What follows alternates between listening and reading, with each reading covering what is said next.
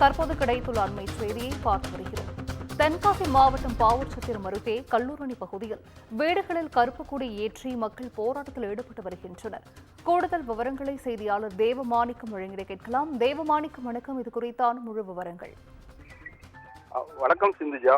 தென்காசி மாவட்டம் பாவூர்சத்திரம் பழைய மார்க்கெட் அருகே கல்லூரணி பஞ்சாயத்துக்கு உட்பட்ட பகுதியில் சுமார் 500 குடும்பத்தினர் வசித்து வருகின்றனர்.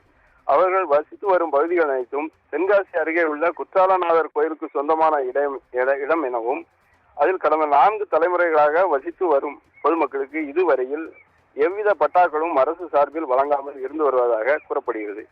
இந்து சமய அறநிலையத்துறை சார்பில் பொதுமக்கள் குடியிருந்து வரும் பகுதிகளை சர்வே செய்து தரை வாடகை வசூலிக்க முயற்சிகள் மேற்கொண்டு வருவதாகவும், இந்து சமய அறநிலையத்துறையின் துணை ஆணையர் சார்பில் சுமார் 250 குடும்பங்களைச் சேர்ந்தவர்களுக்கு மின்னஞ்சல் மூலம் கடிதம் அனுப்பப்பட்டுள்ளதாகவும் கூறப்படும் நிலையில், இதனை கண்டிக்கும் வகையில் இன்று சுதந்திர தின நாளில் தங்களின் வீடுகள் தோறும் கருப்பு கொடிகளை கட்டி தங்களின் எதிர்ப்பை தெரிவித்து வருகின்றனர்.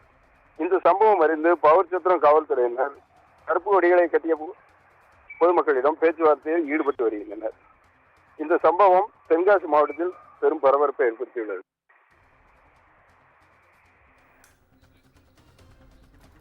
விவரங்களை வழங்கியமைக்கு நன்றி தேவமாணிக்கம்.